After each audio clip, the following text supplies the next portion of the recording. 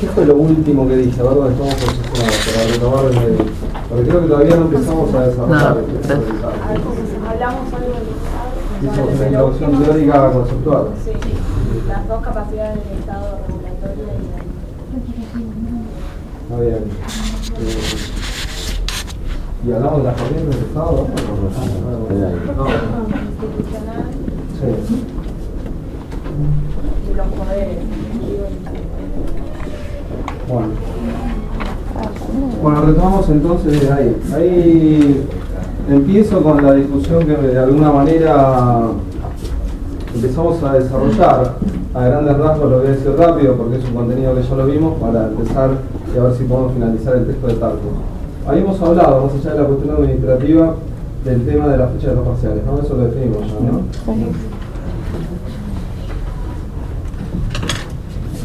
Hay lo que les pido, que ya creo que se lo dije la primera vez y por lo visto no lo hicieron. Pasen una lista de correos electrónicos para estar comunicados. Por cualquier situación, en ciertos momentos puede ser determinante. Sí. Ahora me acordé, me parece que el martes anterior había cerrado con una pregunta, que era dónde estaba la presencia del Estado en 3 catástrofes que hubo en Argentina, que fue la del tren de Once, el paro de transporte y un tercero que no recuerdo si había. Pero dónde estaba la presencia del Estado. Bueno, ahí recordamos el nombre. Santiago. Está bien. Bueno, ahí reconstruimos entonces, desde ahí vemos todo el análisis y empezamos con el texto de Tarco, ¿no?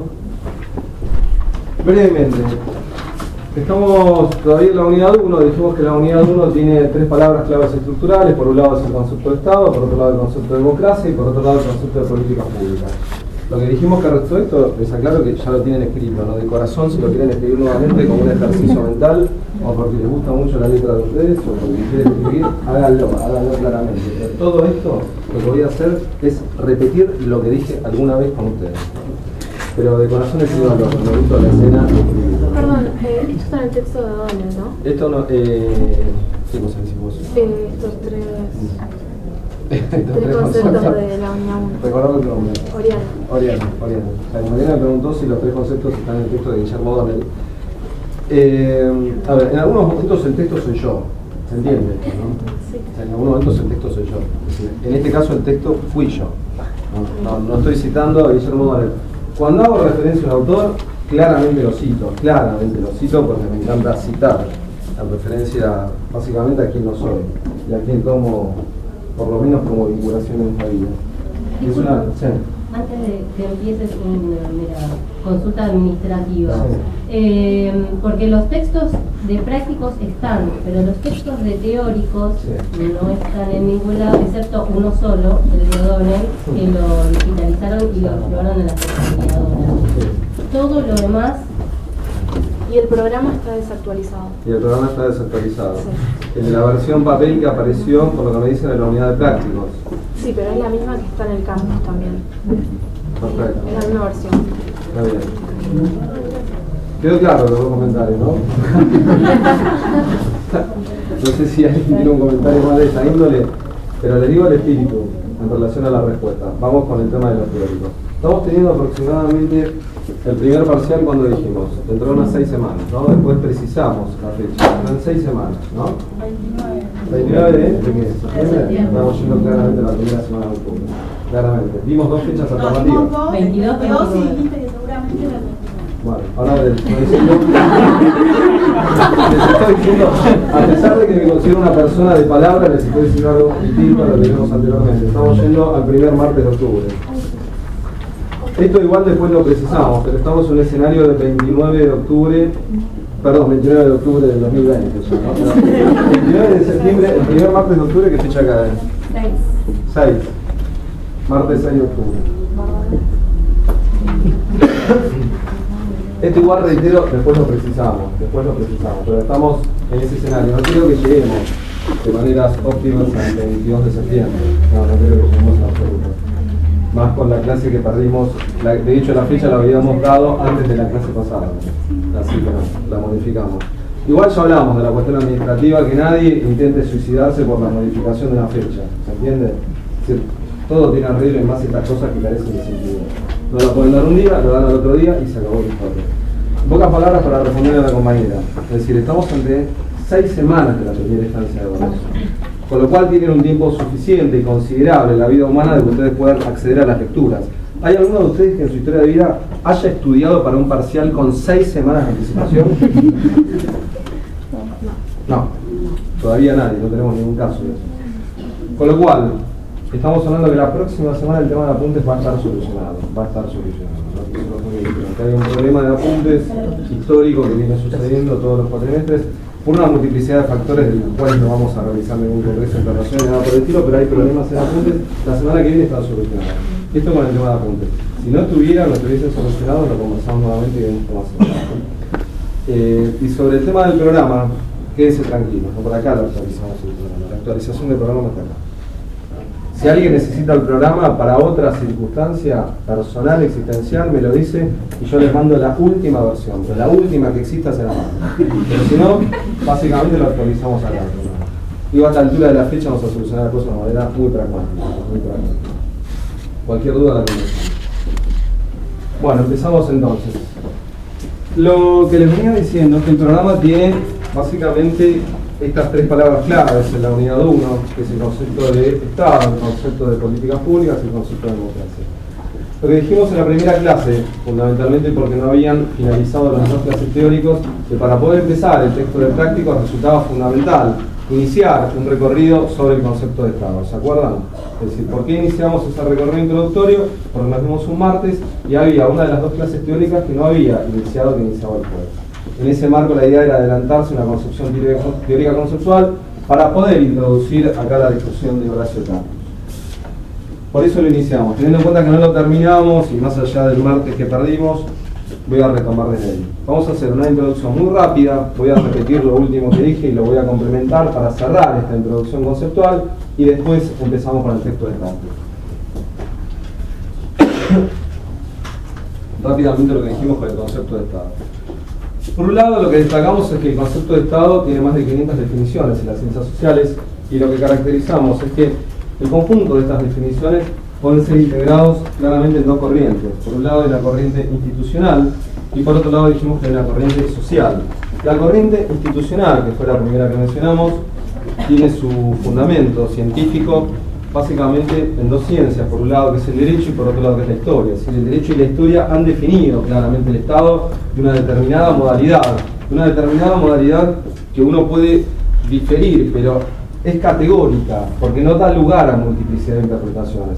Esta corriente institucional, reitero, basada en el derecho y en la historia, definió al Estado como un conjunto de instituciones.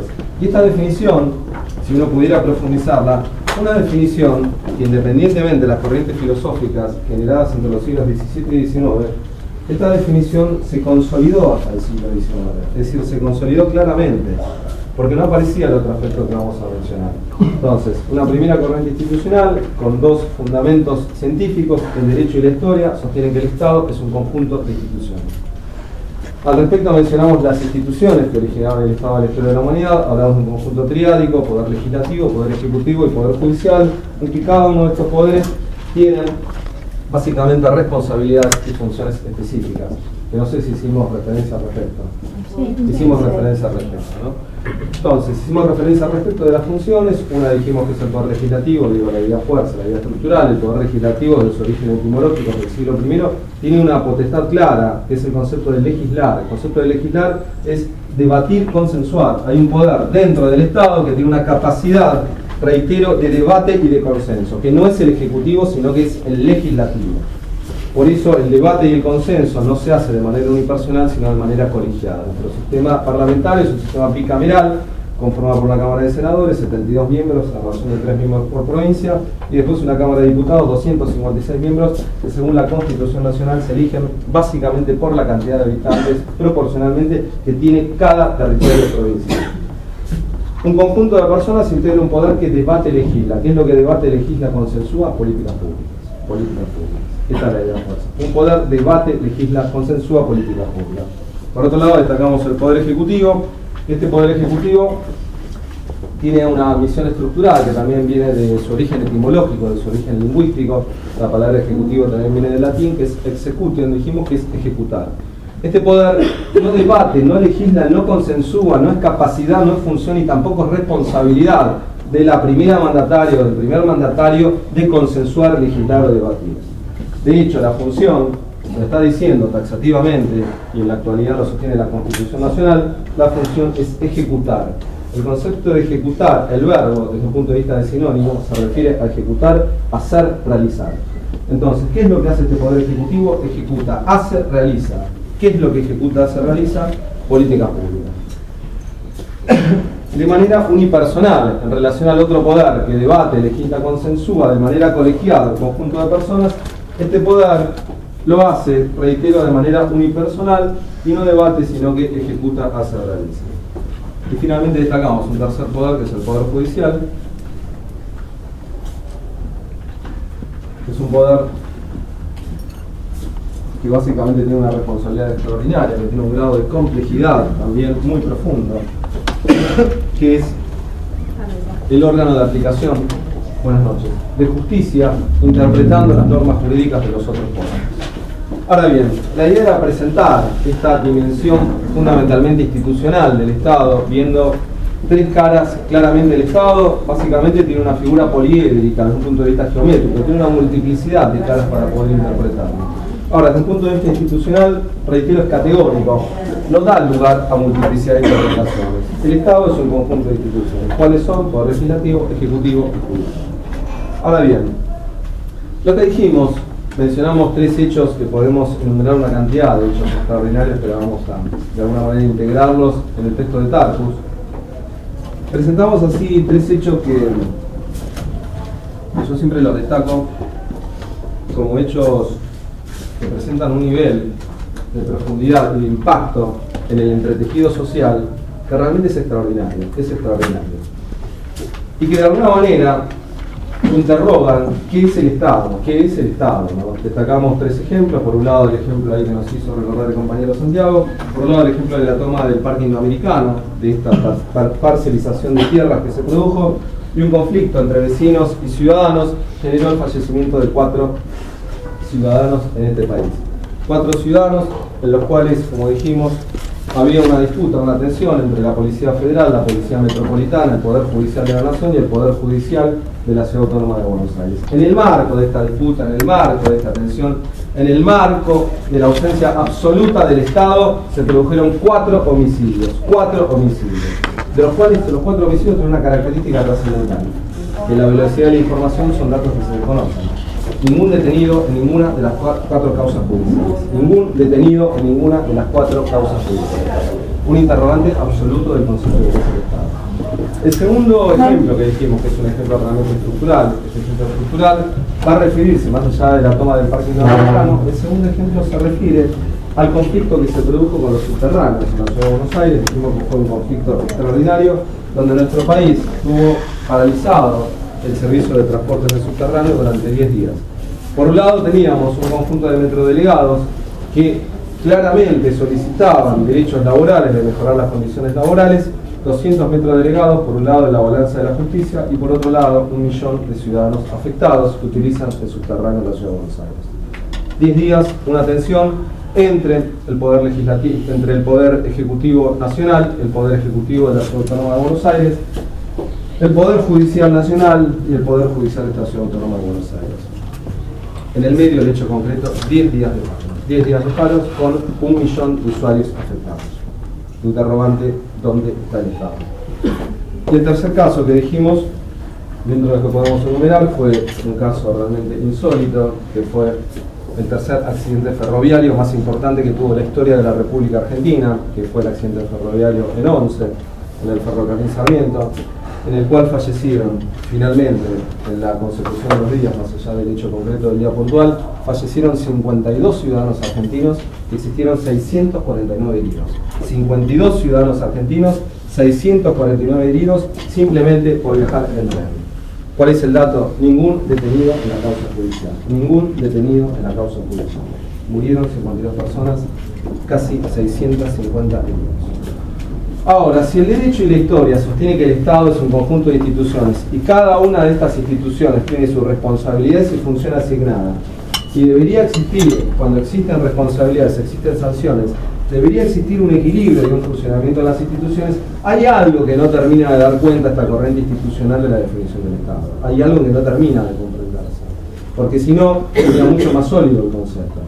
Esto da lugar entonces a lo que dijimos, es que dentro de las 500 definiciones de Estado, así como está la corriente institucional, existe otra corriente que es la corriente social. Esta corriente social va a definir, como dijimos, al Estado como una relación social de dominación.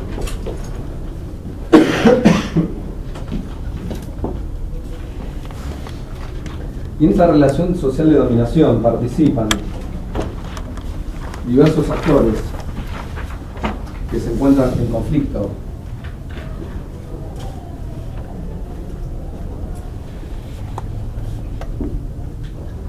y que tienen como finalidad consagrar sus intereses individuales.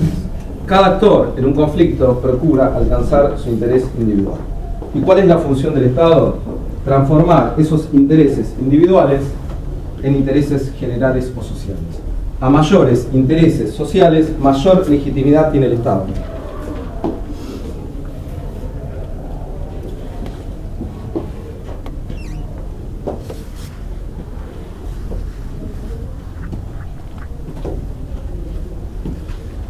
Esta fue básicamente la otra corriente que destacamos, reitero, de un Estado que trata de comprender la evolución social, no de una manera estática como lo hace la corriente institucional. El derecho y la historia han consagrado un Estado de una manera muy estática.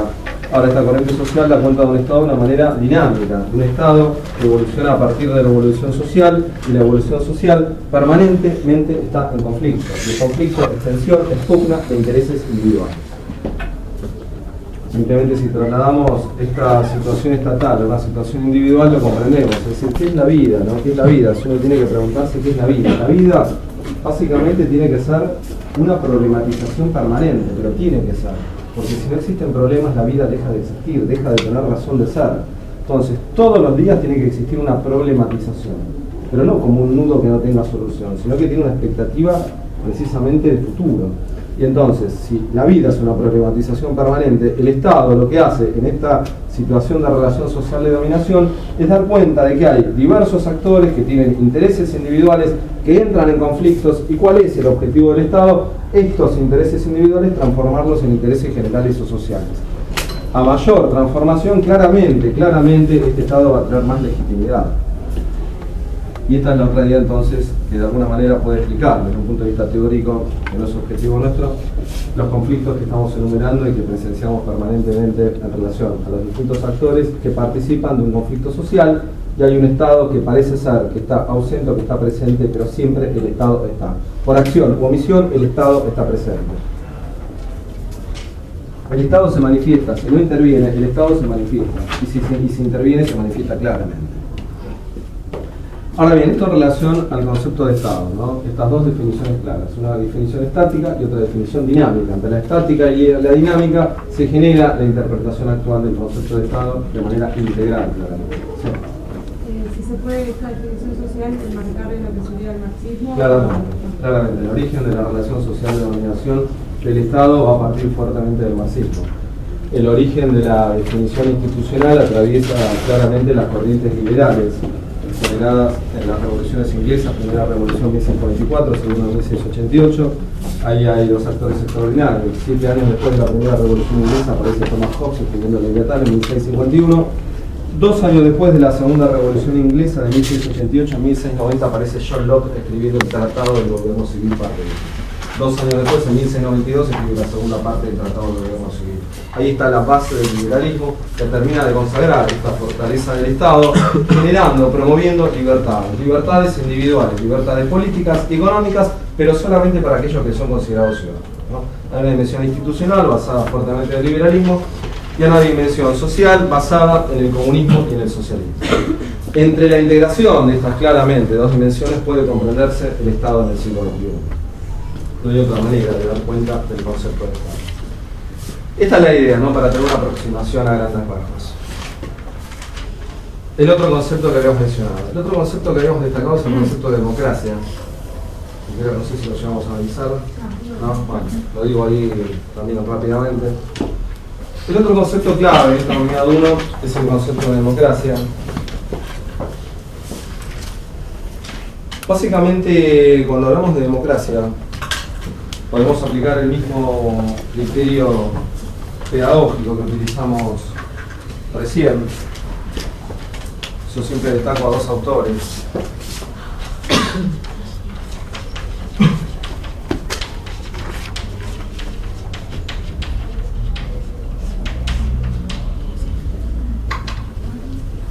Por un lado, Giovanni Sartori, claramente es el cientista político, en este caso italiano, que hizo un trabajo más extraordinario de la democracia.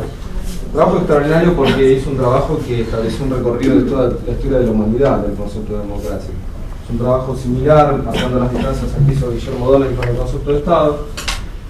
Pero el trabajo de Sartori, que va a ser un recorrido de la definición de la democracia, también va a comprender esta diversidad, ¿no? Que si uno toma el origen de la historia de la humanidad, si nos posicionamos, y lo digo rápidamente, en el siglo IV a.C., donde aparece esta concepción de la democracia en una región de Atenas, que era la democracia ateniense, y llegamos hasta el siglo XXI, nos encontramos que en el mundo existieron una multiplicidad de formas de democracia. Pero lo que dice Sartori es que claramente uno tiene que reducir este concepto de una manera integral, y nos encontramos con la misma lógica. Todas las definiciones de democracia pueden integrarse en dos corrientes. Por un lado una corriente institucional y por otro lado una corriente social. La corriente institucional, que va a definir a la democracia, históricamente va a dar cuenta de que la democracia es un régimen político que a través de mecanismos, procedimientos y normas jurídicas establece quiénes están incluidos y el propio sistema establece quiénes están excluidos. Y este no es un dato menor. La propia democracia genera, a través de mecanismos, procedimientos y normas jurídicas, actores excluidos. Reitero entonces, aparece la democracia dentro de la dimensión institucional como un régimen político, el gobierno que a través de mecanismos, procedimientos y normas jurídicas establece los sectores incluidos y los sectores excluidos. Esta definición histórica de la democracia dentro de la corriente institucional también va a estar basada en el derecho y la historia, va a partir de un criterio, que esta definición de democracia tiene un principio categórico, hay un principio estructural que sostiene esta definición de democracia. Es que este régimen político, fíjense, de gobierno, que a través de mecanismos, procedimientos y normas jurídicas establece quiénes participan y quiénes no participan, solamente lo pueden hacer a través del ejercicio de un derecho, que dice la democracia, ese derecho va a integrar a todos los derechos civiles y políticos. Reitero, esta democracia o este régimen político solamente puede sostenerse a través del ejercicio de un derecho que integra el conjunto de derechos civiles y políticos. ¿Y de qué derecho estamos hablando? Derecho al voto, ¿no? El derecho al voto, el derecho a emitir el sufragio. El derecho al voto, el derecho a emitir el sufragio, la capacidad de elegir a los representantes, es el máximo derecho que integra el conjunto de derechos civiles y políticos. Porque, de hecho, en el derecho al voto, ustedes eligen, nosotros elegimos a quienes van a desarrollar este proyecto de nación y básicamente estas normas jurídicas y procedimientos. Ahora, esta es la visión básicamente institucional, ¿no? De establecer un concepto de democracia a través de un régimen político con normas jurídicas. Hay un derecho claramente extraordinario que es el derecho al voto. Con el derecho al voto se sostiene la democracia. Básicamente la historia fue evolucionando y también la ciencia política acompañó conjuntamente con el derecho. De esta definición institucional en la contemporaneidad, hablamos del siglo XX para la actualidad, dentro de una percepción social empezó a tener lo que se conoce como un doble reduccionismo. Hay un doble reduccionismo en esta definición de democracia. ¿Por qué? Porque la democracia, el primer reduccionismo se reduce a la política y el segundo reduccionismo de la política se reduce al voto. Parece ser que solamente es democracia votar. Reitero, esta definición está integrando un doble reduccionismo. Por un lado, la democracia se reduce a la política y por otro lado, de la política se reduce al voto.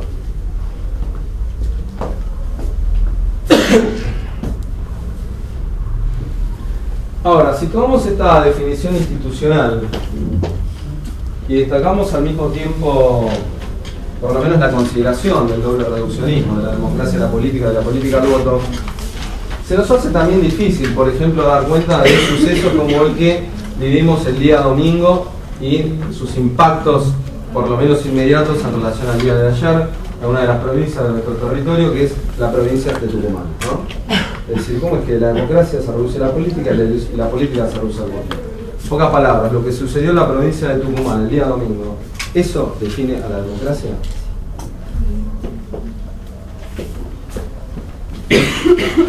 Estamos al tanto, ¿no?, de la existencia de la provincia de Tucumán, estamos al tanto de eso, ¿no? De lo que sucedió en este territorio argentino también. Con esta definición no. Nos pasa eso, ¿no? Nos pasa eso. Recordando tu nombre. Axel. Es que hay ciertas definiciones, y yo siempre lo digo, ¿no?, reiteradas oportunidades. El derecho tiene una gran fortaleza, para mí que es una fortaleza extraordinaria, pero a veces en la balanza de justicia tiene una gran fortaleza, tiene un conjunto de debilidades que no sé si son más extraordinarias que la fortaleza. La fortaleza del derecho que atravesó la historia de la humanidad es que el derecho básicamente establece el deber ser, no hay potencialidad del acto, no existe el debería ser para el derecho. Básicamente, el derecho integra dos oposiciones en la dimensión, es decir, no existe la ambigüedad para el derecho. O hay una conducta lícita o hay una conducta ilícita. No hay una zona gris a interpretar. Es blanco o es negro. Y esto está escrito. Y todos tienen que saber lo que está escrito. Ahora, esto es el origen de la historia. En el siglo XXI el derecho, básicamente, esta fortaleza pasa a ser una debilidad.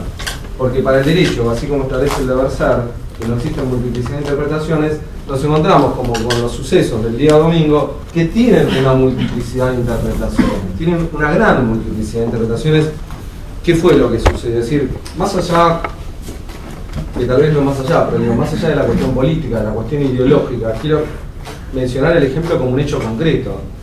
Y acá acompaño, pero no por Mauricio Macri, persona con la cual ideológicamente no me siento identificado, pero sí acompaño con la expresión. Con estos conceptos sí son contundentes. Hoy Mauricio Macri dijo que, es decir, es inconcebible pensar en el siglo XXI quemar una urna. Es decir, es un hecho realmente totalmente primitivo, totalmente ni siquiera medieval, es muy primitivo, es muy primitivo. Digo, hay un retroceso absoluto de la condición humana, un retroceso absoluto. Y si ustedes leyeran los relatos de las personas que fueron a agarrar las urnas y las quemaron, y los diálogos que hubo de disputa, los que estaban quemando, aquellos que se llevaban las urnas, es muy primitivo todo esto. Pero este primitivismo es parte de lo que es el sistema político argentino, que está atravesado por la prostitución y el travestismo, ¿no? Es decir, el sistema político argentino básicamente es un sistema de prostitución donde cada uno se vende al mejor postor. Esto es un mercado persa. Cada uno se vende al mejor postor. Hoy estamos con Menem, mañana estamos con Dualde, mañana estamos con Néstor, mañana estamos con Cristina, mañana estamos con Daniel. Es decir, es una cosa realmente muy extraña lo que está pasando ahora. Pero esto es parte del problema más profundo que tiene esta sociedad, que es un problema de cultura democrática y cultura política. Por eso digo que impacta tal vez el hecho, pero es una cosa totalmente natural. Es una fotografía más del sistema político persa atravesado de esta prostitución ideológica. Es un país que políticamente, fíjense que en ciertos momentos realmente presenta una ausencia absoluta de valores, una ausencia absoluta. Lo hemos hablado en la clase pasada, que cuando analizamos el concepto de Estado desde un punto de vista institucional, dentro de las capacidades que no mencioné, el Estado básicamente está teniendo dos capacidades muy claras, para eso están las instituciones. Ahora, lo que dijimos es esto, es que cuando el Estado, dentro de una capacidad, que es la capacidad regulatoria está hablando fundamentalmente de dos principios. Acá tiene que haber, por un lado, la norma jurídica que se difunde. Las normas jurídicas, como dijimos, no se difunden, no se conocen. Por otro lado, tiene que haber un control, porque si hay una norma jurídica que dijimos que establece, por ejemplo, la prohibición del acto de fumar, que es la ley 26687, alguien me tiene que controlar, Yo soy fumador, ahora tengo muchísimas ganas de fumar. Es decir, a ver, el acto de fumar en muchas situaciones, lo digo a la compañera, está muy vinculado con la sangre, ¿no? Digo, por un lado la adicción y por otro lado, digo, cuando uno empieza a hablar de una cuestión pasional, tenés ganas de fumar, ¿no? En pocas palabras, tengo muchas ganas de fumar, pero por la compañera y otros compañeros no voy a prender un cigarrillo. Pero digo, alguien tiene que controlar esto. ¿Para qué sancionan una ley? ¿Para qué sancionan una ley? ¿Qué es la ley? Esta ley que siempre digo, una ley nefasta, 26685. Tenemos la ley 26687 que el Congreso de la Nación Argentina sancionó, prohibiendo, restringiendo claramente mi libertad de fumar en determinados lugares, como en estos, que estos determinados lugares se terminan constituyendo como la mayoría de los lugares. Si yo les tuviera que hacer una descripción, que no es objeto de estudio nuestro, de cómo yo me convierto en una especie de antropólogo buscando lugares donde pueda fumar, es una cosa increíble, increíble. Y me he encontrado con lugares que terminan siendo, y yo creo que hasta lo hacen a propósito, lugares que te generan la fantasía de que acá estás bien, acá puedo tomar un café tranquilo, puedo pedir una copa de vino, estoy tranquilo, puedo fumar, y de repente algo sucede. Siempre me ha sucedido algo con esto. Es decir, no he encontrado todavía un lugar placentero más allá. Las noches que se imaginan de frío, de invierno, que todavía no tenemos una, yo estoy afuera. Yo estoy afuera disfrutando el cigarrillo. Este sistema institucional me lleva a eso. Lo que digo es que me lleva a un proceso de exterminio. Entonces, por un lado aparece norma jurídica 26687, previsión del acto de fumar. Esta legislatura creó la ley 1799, también en concordancia con el acto de fumar de este territorio. Esta casa de estudios tiene 4 ordenanzas en concordancia con el rectorado de la Universidad de Buenos Aires. La Facultad de Derecho tiene 6 reglamentaciones que son internas para también previsión del acto de fumar. Pero el dato es, fíjense, ¿por qué apagué el cigarrillo? Por una cuestión moral, no por una cuestión jurídica. Porque a mí nadie me controla, a mí ni a ustedes. ¿Quién nos controla? Nadie controla. Hay una norma jurídica que no se difunde. Básicamente la segunda etapa de lo que es la capacidad regulatoria es el control, y la tercera etapa determinante es la sanción. Está bien, no te controlan, seguí con la conducta ilícita, te van a sancionar. ¿Quién te sanciona? ¿Quién te sanciona? Es decir, ¿dónde está el Superman en este país? Es una cosa insólita. No quiero llegar al reduccionismo absoluto porque creo en la fortaleza del Estado, de las instituciones y de las normas jurídicas, pero no quiero llegar, y si les tendría que hacer un análisis que nos deriva y nos desvía totalmente de lo que estamos discutiendo. Si yo les tuviera que contar que el año 2014 el promedio de años de sentencia de homicidio en la República Argentina condenatorio fue de 10 años, por cometer el crimen más aberrante que establece el Código Penal en la República Argentina, la condena de prisión fue de 10 años, promedio en todas las causas judiciales nacionales. Es decir, por cometer el crimen más aberrante le terminan dando 10 años, 10 años por asesinar a una persona.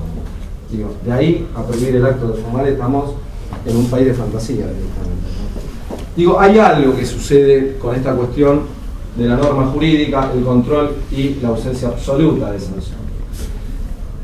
Esto lo que genera, lo que dijimos, es un estado anémico, es un estado que tiene una anemia. Hay algo que le está pasando institucionalmente. Lo que dijimos que esta anemia genera de una manera totalmente vincular un proceso de anomia social. Si el Estado no controla y no sanciona, ¿qué es lo que voy a hacer yo? Fumo cuando quiero, hago lo que quiero, si nadie me controla, nadie me sanciona.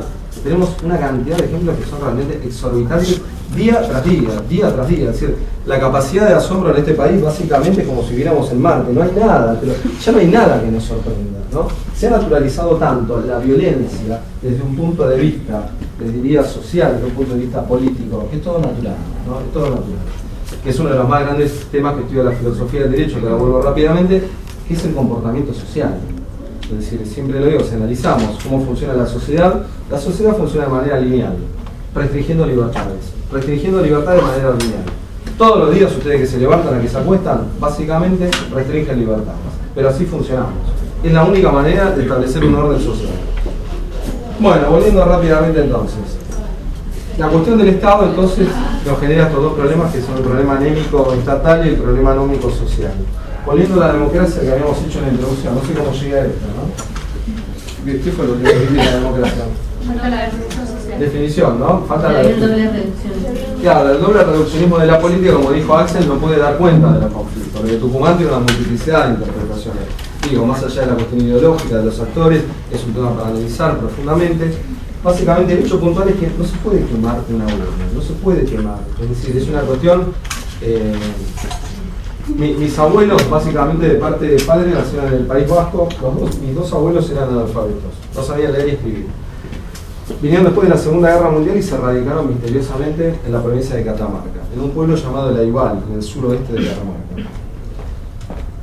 Convivir con una persona analfabeta, hasta que fallecieron los dos hace muchísimos años, da cuenta de lo que es el desarrollo de una persona humana, ¿no? Y valora uno la vida. Es decir, el aprendizaje de los colores, el aprendizaje del audio es determinante. Cuento esto porque siempre recuerdo de cómo en situaciones básicamente muy marginales y necesidades básicas insatisfechas en el sur de Catamarca, cómo se llevaba a la gente a votar como si fuera ganado, ¿no? Es decir, esto que parece ser parte de un relato épico es la realidad, Por eso digo que no asombra la cuestión de lo que es la quema de la urna, pero es una manifestación, es una expresión de una realidad compleja que tiene nuestro país, que en el siglo XXI es totalmente inconcebible. Y esto lógicamente va a pasar como si no hubiera pasado nada, Democracia entonces. Tenemos la otra dimensión de democracia, que es la democracia social. La democracia social va a ampliar este concepto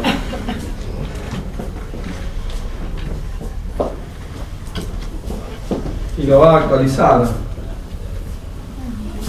porque por un lado va a comprender a la democracia a través de esta definición, así que la reiteramos, claramente aparece como un régimen político de gobierno, que a través de mecanismos y procedimientos y normas jurídicas, fíjense, genera a los sectores excluidos e incluidos. Pero la democracia actual presenta tres características realmente interesantes. La democracia actual del siglo XX, en el siglo XXI,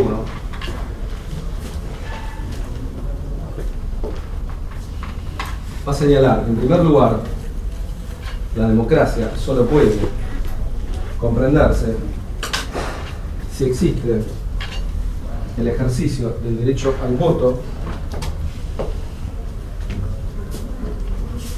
pero con una característica extraordinaria. Dice, a través de elecciones libres, limpias y transparentes.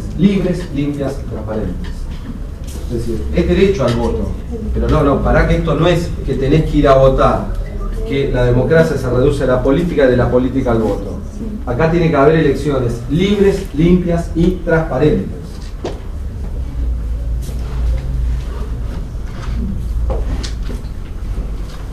Esto sucede básicamente, lamentablemente también sucedió en las elecciones primarias, que convivimos con esta idea del fraude, ¿no? Esta idea del fraude o de algo que puede suceder, es algo, si uno analiza el sistema electoral, si estamos hablando de derecho electoral, uno llega a una realidad que esto es una cuestión totalmente posible, no es inconcebible alterar los resultados de un sistema electoral en el día de elecciones en la República Argentina, no es básicamente imposible. Y en las zonas alejadas es donde más posibilidades uno puede realizar estos hechos, o en las zonas de necesidades básicas insatisfechas. La segunda capacidad de esta democracia, así como aparece el ejercicio del derecho al voto, la segunda es la promoción de libertades individuales. La democracia tiene que tener como capacidad la promoción de libertades individuales.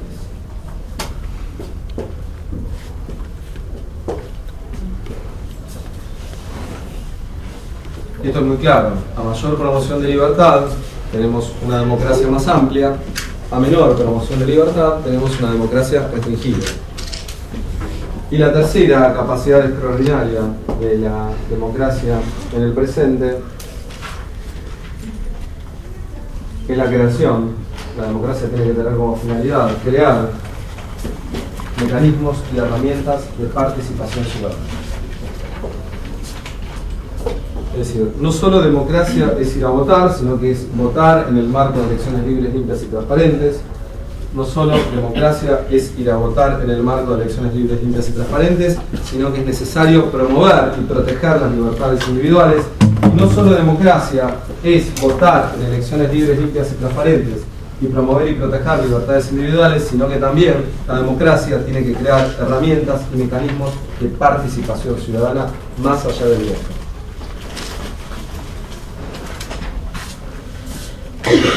Ahora, lo que sí está claro es que no es finalidad de la democracia ni garantizar el pleno empleo, ni generar un proceso de igualdad. Esto no es finalidad de la democracia. Dos comentarios más y cerramos, empezamos con el texto de Carpus. Fíjense que no es finalidad, porque siempre aparece una tensión cuando los países entran en crisis desde el punto de vista económico y social. Siempre se tensiona, hay algunos sectores que de alguna manera cuestionan el concepto de la democracia en el marco de una crisis estructural. Todo lo contrario, ¿no? La crisis no es de la democracia, la crisis es en la democracia. Pero hay un dato que sí desde un punto de vista estadístico es interesante mencionar. El Programa de Naciones Unidas para el Desarrollo, que es el programa de desarrollo más importante que tiene la Organización de Naciones Unidas, en el año 2014 hizo un informe de todos los países del mundo y la región, básicamente de América Latina, aparece un dato que si uno lo asocia es llamativo. Y este dato puntual es que entre el año 2012 y el año 2014 transcurrieron 12 años. Y en estos 12 años, entre el 2012 y el 2014, 12 años del siglo XXI, en todos los países de nuestro continente de América Latina tenemos el mismo régimen de gobierno. Este régimen de gobierno se llama democracia. Este es el primer dato. Después tensionamos el caso de Cuba, tensionamos el caso de la República Bolivariana de Venezuela y tensionamos el caso de Honduras. Pero todos los países de América Latina en el siglo XXI presentan por primera vez en la historia de la humanidad, al mismo tiempo, de manera sostenida durante una década, el mismo régimen de gobierno que es la democracia.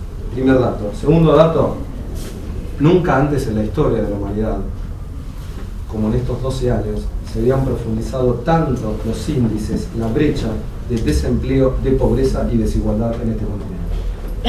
Y esto básicamente tensiona una de las relaciones históricas entre la democracia y el capitalismo. Hay algo que básicamente por lo menos se tensiona. Todos tenemos democracia, pero la brecha empieza a profundizarse cada vez más en el marco de la democracia. Siempre cito esta frase que la rescatamos, como les dije, más allá de Sartori, lo mencionamos a Adam Przeworski. Adam Przeworski es el principal referente de la ciencia política norteamericana en la actualidad. Adam Przeworski define a la democracia para mí de una manera muy interesante, por eso lo destaco. Adam Przeworski va a definir a la democracia, y lo que va a decir de la democracia, este cientista político norteamericano, es que la democracia es la certidumbre de las reglas y la incertidumbre de los resultados. Hay una certidumbre de reglas en la democracia, esto está clarísimo, hay normas jurídicas, hay procedimientos, hay una certidumbre de las reglas. Ahora, lo que no está claro es cuáles son los resultados. La democracia es la certidumbre de las reglas y la incertidumbre de los resultados.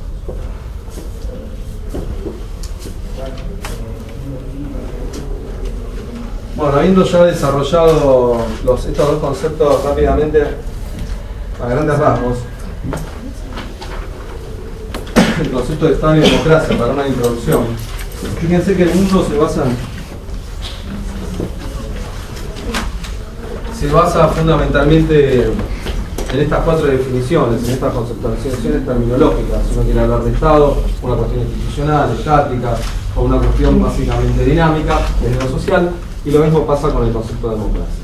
Pero uno tendría que tomar más la concepción tanto social del Estado, como esta relación social de dominación, de conflicto permanente que tenemos en el presente, y la democracia de esta manera mucho más amplia, ¿no? Una democracia de elecciones tiene que haber, pero libres, limpias y transparentes.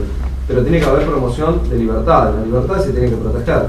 Históricamente las dos libertades que más se tensionaron en la historia de la humanidad fueron la libertad de la propiedad privada y la libertad de expresión. Hay que promover esas libertades y protegerlas, si no se restringe la democracia. Y después, más allá del voto, hay que incentivar a la sociedad de participar. Por eso una democracia tiene que crear herramientas y mecanismos de participación ciudadana más allá del voto. Si uno tiene presente cuando votamos, los argentinos estructuralmente votamos cada 2 años. Cada 2 años hay que renovar la Cámara de Diputados y Senadores, que a veces uno no tiene el dato, y cada 4 elige el presidente de la nación. Ahora, son 2 actos que fundamentalmente son simbólicos, que terminan siendo, fíjense, formales más que reales, y que presentan una gran paradoja. Es el derecho que termina de alguna manera de consensuar el concepto de democracia, pero cuando el Estado entra en crisis desde un punto de vista social, este derecho termina siendo obligatorio. Hay una coacción para ejercer el máximo derecho. Es decir, si uno viene a este mundo, y en este mundo, básicamente, quiere tener el deseo de no votar jamás en su vida, aparecen un conjunto de normas jurídicas que establecen básicamente una obligatoriedad. Ahora, ni empecemos a entrar lo que dijimos recién. ¿Quién controla? ¿Quién sanciona? ¿Quién controla? Un organismo que se llama la Cámara Nacional Electoral. La Cámara Nacional Electoral es como si les hablara del Sputnik 69. La Cámara Nacional Electoral. ¿Quién te controla? La Cámara Nacional Electoral. Está bien. ¿Cuál es la sanción si me están controlando tanto? 50 pesos. 50 pesos. ¿No fuiste a votar en la segunda? Duplicalo. 50 más 100, 150. No fuiste a votar 3, 50, 100, 150, 200 pesos. 200 pesos en 6 años en Argentina, estamos yendo a 4 paquetes de cigarrillos, ¿no? 4. Una cosa realmente aberrante, ¿no? Aberrante. Pero, o sea, igual me parece que hay otro problema, que es que, por ejemplo, la Constitución Nacional sí prevé algunos mecanismos de participación, incluso la Constitución de la Ciudad de Buenos Aires, pero no se terminan de reglamentar, incluso cuando se termina de reglamentar, como la ley de comunas, tampoco se pone en funcionamiento en el 100%. Sí. O sea, y es algo que eso no tiene costo político tampoco. Entonces difícilmente lo vayan a reglamentar en algún momento, Sí. a menos que... Recordame tu nombre. Natalia. Natalia, escucharon el comentario de la compañera, ¿no? A ver, el primer dato, si uno tiene que ver realmente, más allá de la problematización del hecho, del acontecimiento, digo, ¿dónde está la solución? ¿Dónde está la solución? Digo, si uno presenta eso como un problema, ¿dónde está la solución? En que básicamente haya un reclamo social que obligue Sí. al poder político a institucionalizar esas vías que ni siquiera necesitas crearlas, que ya existen. Es clarísimo. Es decir, básicamente la solución está en nosotros, desde el punto de vista individual, que esto se transforma en un hecho colectivo social y que esto genera realmente una transformación. Es decir, por eso digo que el problema es que hay un problema de cultura democrática, más allá de las instituciones. Digo, si uno ve el vértice de una pirámide social, si miramos arriba, entendemos lo que pasa abajo. Y esto se ha generado... A ver, el voto de la República Argentina no es un voto político, no es un voto social, es un voto económico. Es una sociedad muy primitiva, desde ese lado, muy primitiva. Cada uno está votando por intereses individuales. Lo digo en una concepción generalizante, claramente, ¿no? Más allá de todas las excepciones que hay. Es un voto muy primitivo, es un voto político. Este país recién va a modificarse cuando el voto sea político y cuando el voto sea social. Esta idea de discutir y de cada uno proyectarse económicamente nos ha llevado a este escenario. Nos ha llevado a este escenario como vamos a ver. Es decir, la solución está en nosotros. Pero digo, hay un problema de participación que atraviesa la condición humana, ¿no? De por qué participamos, por qué no participamos, por qué cuando se participa, a ver, pero él lo decía, el fenómeno de la participación tiene que darse sobre la masa. La masa es un conjunto sociológico amorfo, no tiene forma, donde distintas personas sobre un hecho concreto se unen. Ahora, el problema de la masa es que así como se unen, si no tienen conducción y liderazgo, se desintegran. Pero cuando se unen, lo dice Perón, la masa hay que movilizarla una o dos veces. No podés movilizarla muchas veces porque se desgasta o se desintegra. Es decir, hay un problema social muy profundo en Argentina. Si tomamos las últimas movilizaciones que han existido, son movilizaciones que han tenido un impacto en el momento del hecho y después ese impacto se diluye. La movilización se diluye, la masa se diluye. Es decir, hay un problema complejo. Si uno toma 6.000 ejemplos, que no vamos a entrar a los 6.000 ejemplos por una limitación temporal, ¿no? Pero vamos con un ejemplo. Vamos al caso Nisman, que rápidamente empezamos con el texto, pero ya en la altura no sé ni a dónde estoy yendo. Esto me pasa por no fumar. Si vamos al caso Nisman. Fallece una persona que todos nos enteramos, el apellido Nisman, y que a esta altura, habiendo transcurrido casi 6 meses del acontecimiento, en la República Argentina no se sabe si fue homicidio o si fue suicidio.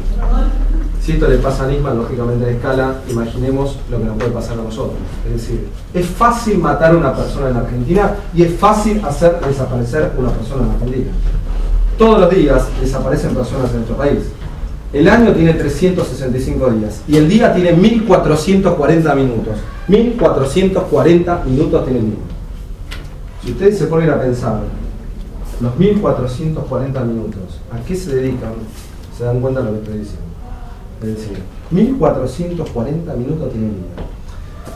Digo, si eso sucede durante 6 meses, una persona que tiene un cargo de fiscal general de una unidad especial administrativa, como uno de los hechos más aberrantes de la historia, que fue en este caso el atentado a la AMIA, pasaron 6 meses, no sabemos en pocas palabras qué fue lo que pasó. Hay algo que pasa, hay algo que sucede. Digo que habla del concepto anémico estatal, del concepto anómico social, pero digo, en un momento yo creo que hay que ordenar esto, ¿no? Porque esto genera un conjunto de impactos. Esto debería haber tenido una repercusión, pero si analizan el hecho, tenemos que analizar políticamente. Las 24 horas y 36 horas inmediatas posteriores al hecho vimos declaraciones de la primera mandataria de la jefa de Estado, de la doctora Cristina Fernández de Kirchner, dos declaraciones totalmente antagónicas, opuestas a ser un hecho judicial, ¿no? Cambiando básicamente de móvil o de intención sobre la posibilidad del hecho. Surgieron voces de una posibilidad totalmente ridícula, pero surgieron voces de que solicitaban en el caso de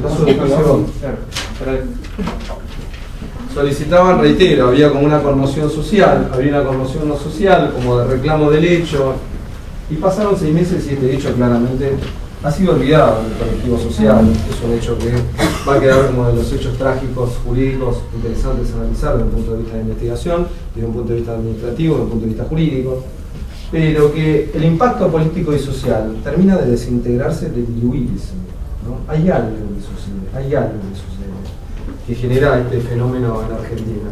Si estos hechos se produjeran en otro país, otra sería la situación. Está claro que todos tenemos historias distintas. Pero digo, acá hay un problema de cultura democrática, hay un problema social realmente que nos atraviesa profundamente.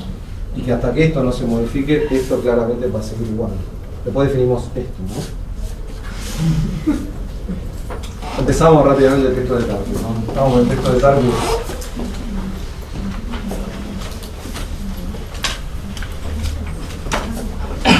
Texto de Tarkus, el primer texto que tenemos de prácticos. El texto de Tarkus tiene un título denominado La crisis del Estado populista.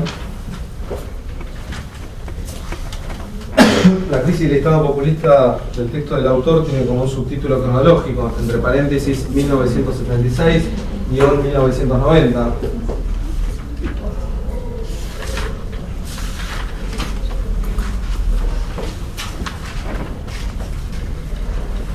Básicamente ahí, como nota al pie, Horacio Tarkus es profesor de esta casa de estudios, es profesor titular de la materia Teoría del Estado de la carrera de Sociología.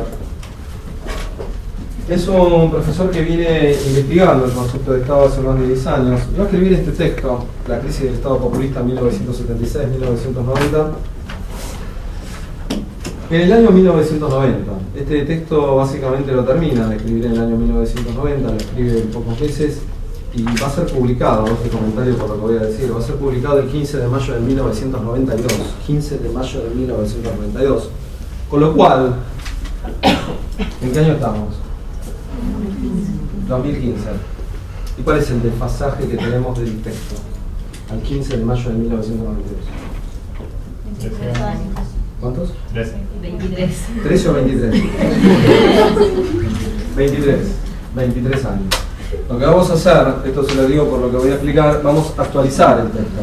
Vamos a respetar lógicamente al autor con su etapa cronológica y nosotros lo vamos a actualizar.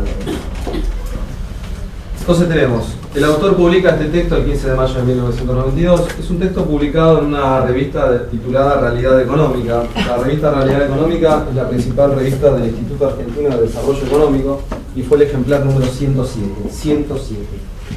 Ejemplar número 107, el 15 de mayo de 1992, Realidad Económica, Instituto de Desarrollo Económico. Es un texto que tiene 27 páginas y 2 notas al pie. 27 páginas y 2 notas al pie.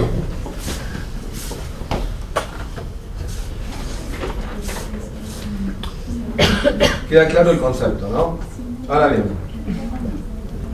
fíjense el autor. 27 páginas. El autor habla de la crisis del Estado populista, 1976-1990, nosotros vamos a actualizar.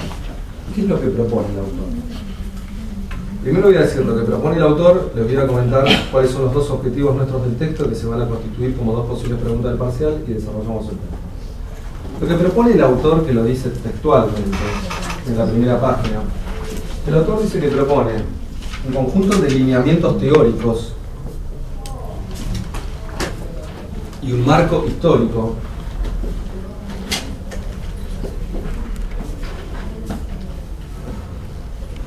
para dar cuenta de la crisis del Estado populista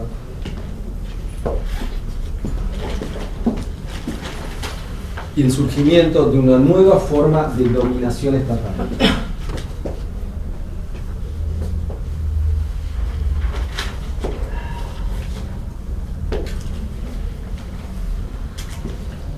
Que entre paréntesis, el paréntesis es propio, va a ser el Estado neoliberal o postsocial. La nueva forma de dominación estatal, reitero, va a ser el Estado neoliberal o postsocial.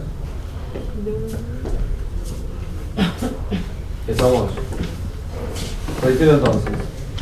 El autor va a proponer un conjunto de lineamientos teóricos y un marco histórico para pensar la crisis del Estado populista y dar cuenta del surgimiento de una nueva forma de dominación estatal, reitero que es el Estado neoliberal o social. Este es el primer dato para destacar. Ahora bien, ¿cuál es el objetivo nuestro del texto? El objetivo nuestro del texto es, por un lado, que es la fortaleza que le encontramos al texto, por un lado es desarrollar la clasificación o tipología de los modelos de Estado de la historia argentina. Reitero, el primer objetivo es desarrollar la clasificación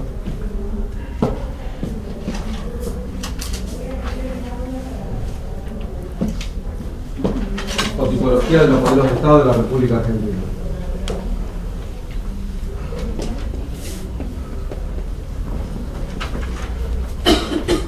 Y el segundo objetivo del texto precisamente se desprende del título, que es explicar la crisis del Estado populista.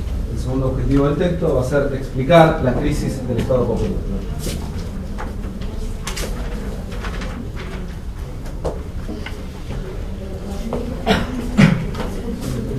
Entonces, cada uno de estos objetivos, como vamos a ver, se puede constituir de forma textual como una posible pregunta del parcial. Pregunta del parcial, desarrollar la clasificación de modelos de Estado en la historia argentina que establece Horacio Tarcus. Segunda pregunta del parcial, explicar la crisis del Estado populista, según Tarcus, ¿no?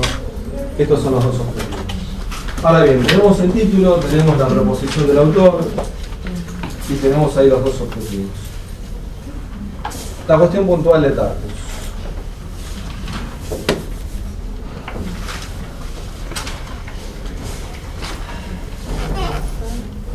Fíjense lo que dice Tarcus, lo que yo repetí anteriormente, ¿no? Voy a repetir lo que dije antes, para entender el esquema sencillo del pizarrón. Tarcus dice que él propone un conjunto de lineamientos teóricos, son estos 6, y un marco histórico, que está acá, para dar cuenta de una crisis de un modelo de Estado, que es el populista, y ver cómo surge otro, que es el neoliberal. Hay un conjunto de lineamientos teóricos y un marco histórico. Lo que voy a mencionar, en primer lugar, son estos lineamientos teóricos. El autor, entonces, va a desarrollar 6 lineamientos teóricos, a los cuales va a denominar también núcleos teóricos. Reitero, el autor va a desarrollar 6 lineamientos teóricos, a los cuales va a denominar núcleos teóricos. Y estos 6 núcleos teóricos, fíjense que tienen dos interpretaciones. Por un lado, son formas de vincular y explicar el modelo de Estado.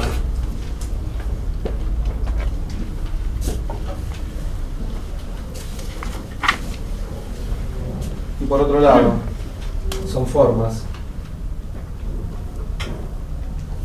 de dar cuenta de las debilidades y fortalezas del Estado. Entonces, el autor va a tomar 6 variables teóricas para desarrollar el concepto de Estado.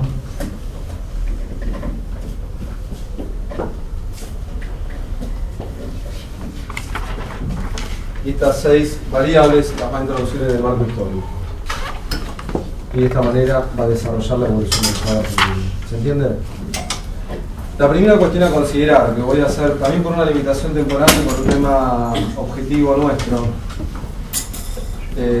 La primera, espera que te la alcanzo. Creo que son distintos ejercicios para olvidarme de que no puedo fumar. Miren lo que quieran que me ayuda. Ya la segunda, vamos a levantar la también, ¿no? Entonces tenemos, aparecen las 6 variables teóricas y el marco histórico, ¿no? Para dar cuenta de la crisis ahí del Estado populista. Okay. Vamos rápidamente, el comentario que les quería hacer. Tarcus, él lo sostiene de forma textual, se van a dar cuenta en la primera parte. No voy a hacer análisis técnico para no generarlos a ustedes en una cuestión básicamente psicótica, pero les digo, el análisis técnico es muy claro del texto. Son 6 partes que no se las quiero comentar para hacer un desarrollo más rápido y más pedagógico. Pero Tarcus en una parte del texto, que es el comentario que quiero hacer, pero ni lo tengan en cuenta porque ni lo vamos a valorar en lo que es el desarrollo, Tarkus lo que hace es presentar cada uno de estos núcleos teóricos. Y cuando los presenta empieza a ver cuál es el significado desde un punto de vista político e ideológico en relación a los principales referentes de la teoría marxista-leninista. Toma autores donde desde ese posicionamiento, que es la base filosófica de Tarkus, empieza a dar cuenta del concepto.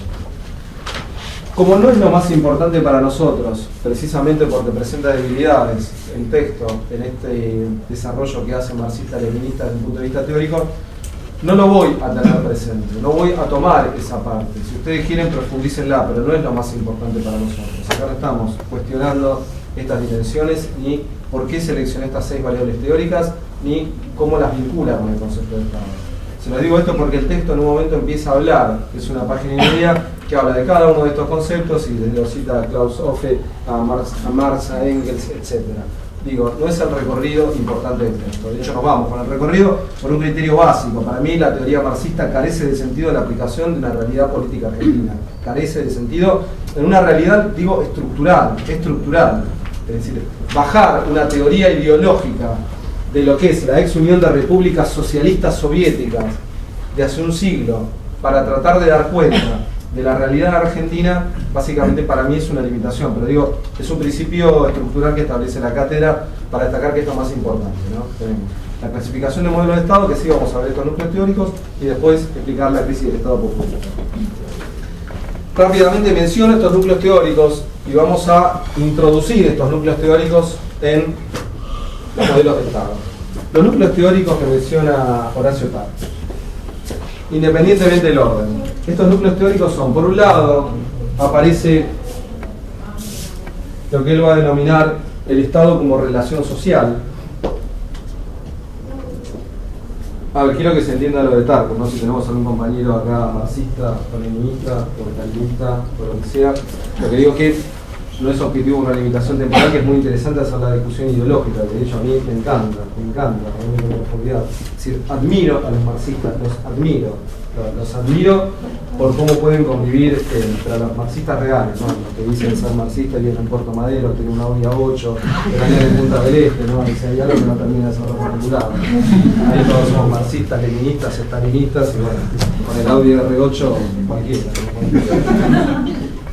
Hay una conversión compleja con eso, ¿no? Aquellos que vinieron básicamente a salvar la destrucción del Estado lo terminaron destruyendo. Pero bueno, digo, no es objeto de estudio esa discusión nuestra en este momento.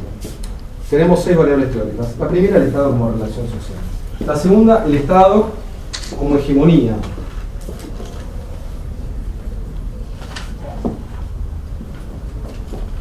La tercera, el Estado como modernización.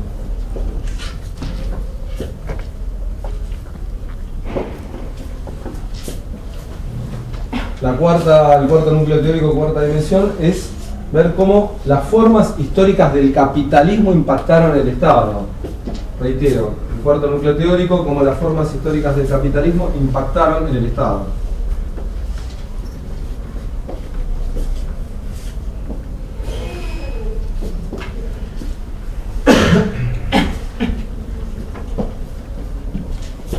El quinto núcleo teórico básicamente es el Estado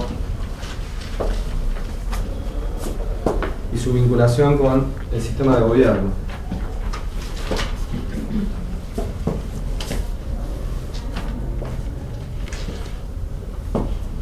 Y el sexto núcleo teórico es para Tarkus, de hecho, el principal objeto de estudio, que va a denominar textualmente el Estado periférico latinoamericano.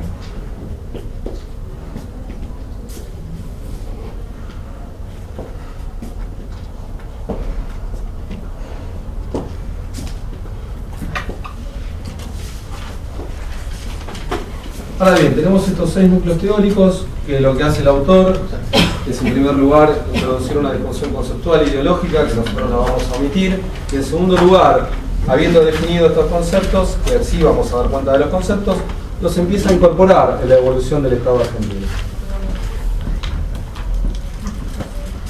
El primer dato, ¿no? Si uno tiene que atravesar el texto, atravesarlo desde lo que es la introducción Como le dije, el texto tiene 27 páginas, de las 40 a las 67. Si uno tiene que atravesar básicamente el texto hasta el final, aparecen un conjunto de fechas que es importante tenerlas presentes como ideas estructurales. Si uno tiene que dar cuenta este texto en procesos estructurales, es muy claro. ¿Por qué? Porque Tarkus va a hablar que la Argentina tuvo 3 grandes ciclos. Habla de 3 grandes ciclos de la Argentina, donde se forma el Estado, 3 grandes ciclos de la Argentina. En segundo lugar, 2 crisis del capitalismo internacional. Y en tercer lugar, una crisis del Estado populista. Hay un 3-2-1 muy marcado en la construcción del texto.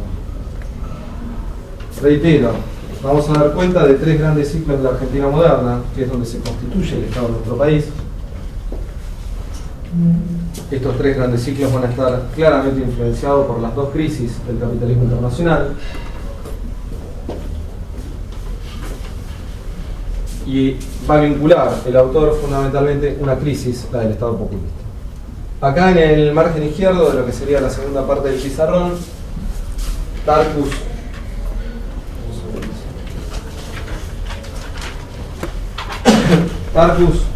habla de estos 3 grandes ciclos de la Argentina moderna, que ahora los digo, aquellos que básicamente lo pueden ver. Tenemos los 3 grandes ciclos y después tenemos la crisis del capitalismo internacional. Lo que hice fue actualizar los 3 grandes ciclos con la contemporaneidad, incorporamos 2 ciclos más y actualizamos también la última crisis del capitalismo internacional. Pocas palabras, los 3 grandes ciclos de la Argentina moderna que desarrolla el autor, fíjense que son por un lado un ciclo de 50 años, 1880 a 1930.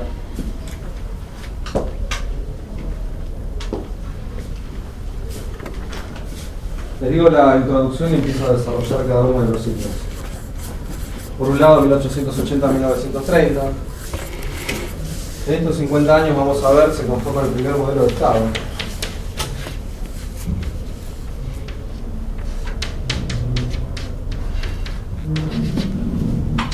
El primer modelo de Estado va a ser conocido como el Estado liberal oligárquico. Liberal oligárquico.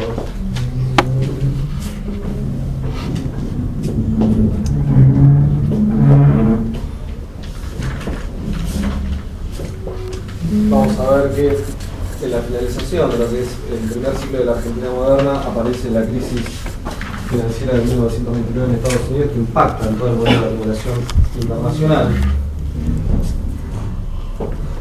El segundo ciclo de la Argentina moderna básicamente va a durar 4 años menos, va a durar 46 años.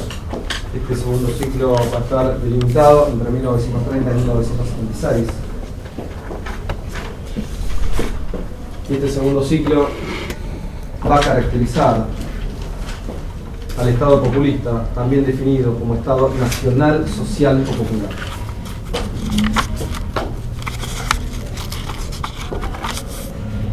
En la finalización de este segundo modelo de Estado también vamos a ver la segunda crisis del capitalismo internacional, que va a iniciarse en 1973. Es una crisis que dura mucho más tiempo que la crisis de 1929. Y se inicia en 1973 y nos va a dar lugar después al tercer gran ciclo de la Argentina moderna,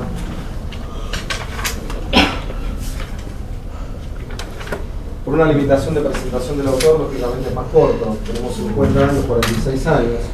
Fíjense acá, el tercer gran ciclo es 1976-1990. ¿No? ¿De cuántos años estamos hablando? 14 años. 14 años.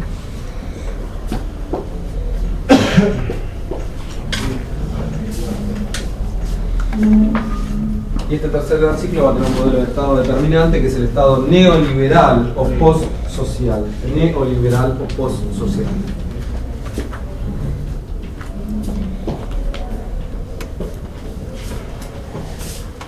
Entonces, la primera posible pregunta, como dijimos, es desarrollar la clasificación del modelo de Estado que está acá. Y la segunda, claramente, pregunta, es explicar esto que está pasando. Es la crisis del Estado populista. Actualizo entonces los 2 últimos periodos que incorporamos al texto, que lógicamente van para el parcial. El cuarto periodo, 1990-2003. Cuarto periodo, 1990-2003. Vamos a caracterizarlo también con el Estado neoliberal o postsocial.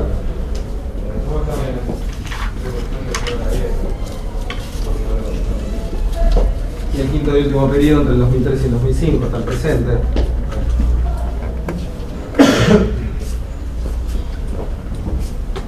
Tenemos ahí 12 años actuales que se inician el 25 de mayo del 2003 y van a culminar el 10 de diciembre de este año 2015. 12 años con 3 gestiones de gobierno: Néstor Kirchner 2003-2007, Cristina Fernández de Kirchner 2007-2011, segundo periodo de Cristina Fernández de Kirchner 2011-2015. 12 años que por primera vez en la historia plantean un interrogante. Y el interrogante es: ¿cuál es el modelo de Estado? ¿Cuál es el modelo de Estado? ¿Cómo se llama este modelo de Estado? Es un interrogante que, lógicamente, por la contemporaneidad del fenómeno, no tiene una definición única ni categórica, porque precisamente es la misma crisis que vive este continente de América Latina. América Latina parece ser un continente homogéneo, pero es uno de los continentes más heterogéneos de todo el sistema internacional analizado geopolíticamente. Nada tiene que ver la República Federativa del Brasil y su independencia con el Reino de Portugal con la independencia de la República de Bolivia y con la independencia de la República de Argentina. Nada tiene que ver. Es un continente que presenta un conjunto de heterogeneidades muy interesantes en la historia, que parecen posicionarlo como una gran homogeneidad en el presente. Pero en el presente nos vamos a encontrar que en este continente, que se presenta como homogéneo, existen 3 modalidades de intervención del Estado muy marcadas. En este continente nos encontramos con 3 modelos de Estado. Hay 3 modelos de Estado que sí están definidos en América Latina del siglo XXI. Y ahí podemos ubicar en una corriente el posicionamiento, pero no como determinante de la República Argentina. Esto después lo vamos a destacar. Sí. 90-2003, Estado neoliberal o postsocial. 76-90. 76-90 Estado neoliberal, el mismo. ¿Es el mismo? El mismo, tenemos 76-90 Estado neoliberal, ¿no? Que esto después lo vamos a profundizar, es una introducción que tenemos que entender. 90-2003 tenemos 13 años, ¿no? Del 90 al 99, ¿quién fue el primer mandatario? Bien, de Carlos Menem se produce la consolidación absoluta del Estado neoliberal de Argentina. La República Argentina fue el país satélite de los Estados Unidos de América, no fue ni Chile ni Brasil. Fue claramente un país modelo para el Banco Interamericano de Desarrollo. El ejemplo del neoliberalismo se da en este proceso, es la consolidación absoluta. Presidencia, como vamos a ver, del doctor Fernando de la Rúa. Lo que cambia fundamentalmente con Fernando de la Rúa es la forma, pero no el fondo. Sigue estando el Estado neoliberal, siguen participando los mismos actores económicos. Después tenemos la crisis de una semana, 5 presidentes, y después tenemos el ejercicio de gobierno de Néstor Kirchner, que empieza a demarcar, por lo menos, parecería ser un modelo de Estado diferente. Este modelo de Estado tiene un punto de ruptura. Recién el punto de ruptura va a producirse con el conflicto del campo. En el año 2008 se produce el conflicto del campo. Ahí el kirchnerismo, por primera vez en la historia, se presenta la imperiosa necesidad de definir un modelo. Antes el kirchnerismo no se lo había preguntado. Una pregunta. ¿El año 2008 también se marca dentro de lo que es el concepto de crisis internacional? No, es interesante lo que decís ahí, Axel, porque en 2008 se inicia una crisis financiera en Estados Unidos, una crisis histórica, contemporánea, no con el mismo impacto que tiene la del 29, pero sí es la segunda crisis más importante de toda la historia norteamericana en materia financiera y económica. Ahora, Argentina vive un problema estructural, es un problema de una decisión política, una resolución histórica de la Secretaría de Comercio Interior, que era la resolución número 125. Esa resolución marca un hito en la historia del kirchnerismo, en la historia institucional contemporánea. Es decir, ahí se definió el kirchnerismo. El kirchnerismo se vio obligado a definir la identidad. Y claramente la definió en la concepción dual de la política tradicional, que es amigo-enemigo. Y lo definió de una manera muy clara, pero muy clara. No sé si se acuerdan lo que fueron las marchas del conflicto del campo. Es decir, fueron marchas que tenían un peso en lo que es la desintegración social muy fuerte y que no se veía el impacto. Yo creo que ahí se produce un resquebrajamiento que algunos denominan la grita, no dentro de esa historia, pero sí no dejo de desconocer la, por lo menos, presencia de 2 Argentinas, que somos un solo país. Hay un hecho que marcó fuertemente, y ahí el kirchnerismo definió el Estado. Ahí lo definió por primera vez en la historia. Néstor, al querer de alguna forma romper esa relación de dependencia con Estados Unidos, hay una búsqueda también, digamos, de un modelo de ruptura con ese neoliberalismo. No, claramente. A ver, lo de Néstor para mí, por eso el quiebre está en el año 2003, pero vos me decís, ¿Dónde definió para mí la identidad que después la va a usar la próxima clase? Es en el 2008 con el conflicto del campo. Porque Néstor inicia la política básicamente del kirchnerismo. Si el peronismo tiene que hablar de una idea de fuerza, cada gestión de gobierno tiene una idea de fuerza. Alfonsín, la idea de fuerza fue la transición de la democracia. Con la democracia se come, con la democracia se educa, con la democracia se vive. Pero se entiende la idea de fuerza, porque la República Argentina viene de 7 años y medio de un proceso dictatorial. Entonces, siempre la idea de fuerza de un gobierno es la debilidad del gobierno anterior. Si veníamos de una dictadura, la fortaleza termina siendo claramente la democracia. Se instala el sistema electoral, el sistema de participación y el sistema institucional. Con Menem la idea de fuerza fue la economía, que lo dijo textualmente, la economía popular de mercado. Acá hay una economía popular de mercado. Todos pueden acceder, en escalas. Y apareció por primera vez en la historia, que es una expresión extraordinaria del capitalismo a nivel internacional. Si uno dice, ¿qué es el capitalismo? El capitalismo a vos te da, si tenés la plata para comprarte el Audi R8, y si no tenés la plata te vas a comprar el usado de 1968 que anda igual, pero el auto lo vas a tener. ¿Se entiende? Es decir, aparece una oferta de producciones, básicamente de bienes y de servicios, que en diferentes escalas sociales parecerían estar al alcance de todos. Lo que no quedaron muy claro fueron los impactos que producirían las políticas regulatorias de un sistema que concentraba el mercado como generador de la política pública. Pero ven con esta economía popular de mercado, y después la otra idea de fuerza de Menem fue la reinserción internacional de Argentina en el mundo. Nunca antes en la historia un primer mandatario viajó tanto al extranjero como lo hizo el doctor Carlos Menem. Nunca antes en la historia. Era necesario reinstalar a Argentina en el escenario internacional. Es decir, nuestro país tuvo visitas realmente extraordinarias. La República Argentina fue visitada por el príncipe Akihito. El príncipe Akihito era el emperador de Japón. Es decir, es una cosa insólita lo que se estoy contando, porque parece un cuento de Disney. Es decir, el príncipe Akihito visitó la República Argentina, el emperador de Japón, desde 1967 hasta 1997, hizo 4 viajes internacionales. Uno de los 4 fue a este país. Es decir, pasaron cosas muy mágicas, ¿no? El de la Ferrari Pentarrosa, todo lo que ustedes quieran de lo que fue la presidencia. Pero lo que digo es, hay una economía popular de mercado, aparece la reinserción internacional argentina en el mundo. Argentina es un país que está instalado en el sistema internacional. Vamos a ver los costos altísimos que vivió nuestro país en esto. No es casualidad lo que sucedió con la Embajada de Israel y con la AMLO. Y después aparece básicamente el kirchnerismo con una idea de fuerza extraordinaria de Néstor Kirchner, que es la política de derechos humanos. Es decir, la idea de fuerza del kirchnerismo es la política de derechos humanos.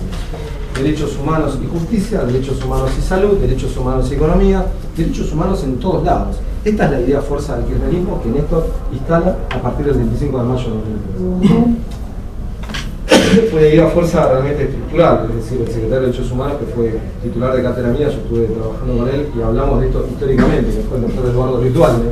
Hasta su fallecimiento fue el último secretario de Derechos Humanos histórico. De hecho, yo me considero, te lo digo objetivamente, peronista, pero con otra concepción, no con la actual. Pero Eduardo Luis Dualde fue uno de los pocos cuadros políticos que ideológicamente tuvo el kirchnerismo. Por una persona que en 1960 pensaba con la letra A, en el 70 con la letra A, en el 80 con la A y en el 90 también. Siempre pensó lo mismo. Pasaron 40 años y el tipo siempre pensaba lo mismo. Es el gran problema de todos estos personajes que constituyen el sistema político argentino, que generan esto del mercado persa, ¿no? Esto del mercado persa. Ahora bien, volviendo rápido al objeto de estudio, ¿no? Aparece entonces con lo de Néstor. Lo de Néstor aparece con la política de derechos humanos. Y después claramente, dentro de la política de derechos humanos, la arista de derechos humanos y economías es trascendental. Es decir, el kirchnerismo tiene un conjunto de capacidades que para mí son innegables, que hay que reconocer. El kirchnerismo por primera vez en la historia instaló el rol de los medios en la democracia. Este país nunca había discutido cuál es el rol de los medios en la democracia. Y tienen un rol vital, como vamos a ver, vital, los medios de comunicación en la democracia. El kirchnerismo lo instala. El kirchnerismo instala por primera vez el rol claramente de los factores económicos en la democracia y en la dictadura. Y finalmente instala el rol del Poder Judicial, un rol nefasto, lo que fue el comportamiento del Poder Judicial entre el 24 de marzo de 1976 y el 10 de diciembre de 1983. El Poder Judicial fue cómplice claramente de un proceso dictatorial en Argentina. Existían jueces, existían fiscales, y sin embargo había violaciones sistemáticas de derechos humanos todos los días. ¿Cómo se explica esto? Ahora bien, y hay un silencio absoluto. Pero el kirchnerismo instala este debate histórico, que es innegable que uno lo tiene que reconocer. Y como vamos a ver, Néstor Kirchner no termina claramente de consensuar, por un gran tema, que lo digo rápidamente para las cosas más y cerramos.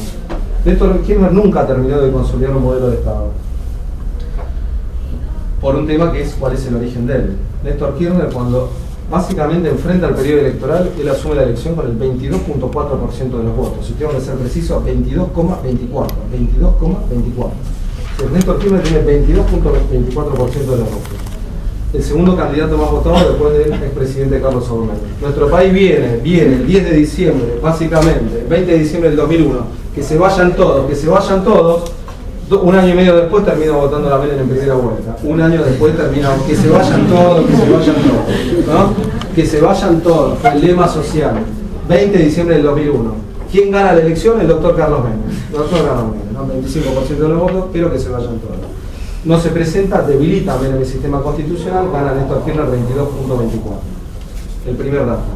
Néstor Kirchner asume la primera magistratura con el porcentaje electoral más bajo de toda la historia constitucional de Argentina. Más bajo de toda la historia. Es un presidente que tiene 22.24%, no tiene legitimidad electoral. Es decir, ¿cómo se representa él la toma de decisión si lo eligieron del 2.2 de 10? ¿Cómo toma la decisión? No tiene legitimidad electoral. No tiene la otra legitimidad que la de partidos políticos. ¿Por qué? Porque el Partido Justicialista fue fracturado en 2003. 3 candidatos presentó: Carlos Menem, Néstor Kirchner y Adolfo Rodríguez A. Es decir, no tiene legitimidad el partido político. No es que miro atrás y digo, está bien, no me votó nadie, pero acá me está sosteniendo el partido. ¿Qué partido si está en 3 pedazos? No tiene legitimidad electoral, no tiene legitimidad de partidos políticos y por último no tiene legitimidad de gestión en lo que es la incidencia del Producto Bruto Interno. Él fue gobernador de la provincia de Santa Cruz, que representa el 2.8% del electorado nacional y el 0.7% de un Producto Bruto Interno. Es gobernador de un territorio que, más allá de regalías petroleras, no produce absolutamente nada. Nadie lo conoce. Nadie lo conoce. No tiene legitimidad electoral, no tiene legitimidad de partido político, no tiene legitimidad de gestión. ¿Qué es lo que tiene que hacer nuestra tierra? Lo que hizo. Construir poder. Construir poder. Y ahí uno entiende que es el kirchnerismo. Ante tanta debilidad, el kirchnerismo necesitaba construir poder. 2003-2007 necesita claramente articular los factores de poder con el neoliberalismo. No puede generar una ruptura absoluta con aquellos que habían gobernado la República Argentina entre el 76 y el 2003. ¿Cómo haces para producir una ruptura absoluta? En 4 años articula y después se produce la ruptura. No, una pregunta más que nada con esto que nos hablaba de la ruptura del Estado neoliberal. ¿No se puede también poner como parámetro el año 2005 con el no al ALCA? Sí, a ver, el no al ALCA fue una expresión realmente importante en materia de movilización, pero digo que no tuvo un impacto en referencia a lo que es la construcción social. El no al ALCA fue un congreso para mí importantísimo, donde el kirchnerismo define un posicionamiento frente a Estados Unidos. Si analizamos después América Latina, vamos a ver que los 3 modelos de Estado básicamente están definidos por su vínculo con Estados Unidos. Es distinto el vínculo de México, el vínculo de Uruguay, el vínculo de Argentina o el vínculo de Bolivia, de Perú o de Ecuador con Estados Unidos. Y ahí se está definiendo el modelo de Estado. La asociación con Estados Unidos define el modelo de Estado.